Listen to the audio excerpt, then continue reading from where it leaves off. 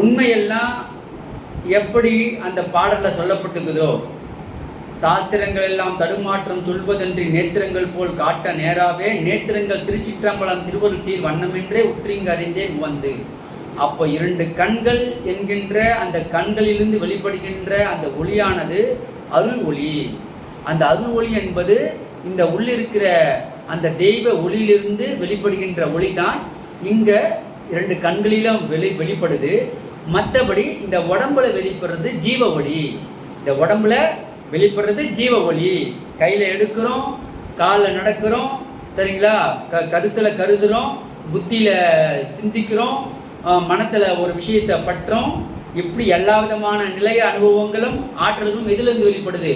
அருட்பெரும் ஜோதியினுடைய ஆற்றல் தான் இந்த ஜீவ வெளியில ஜீவ ஒளியாகவும் மனோ ஒளியாகவும் இந்திர ஒளியாகவும் எல்லா நிலைகளாகவும் இருப்பது அந்த அருட்பெரும் ஜோதி ஒன்று தான்.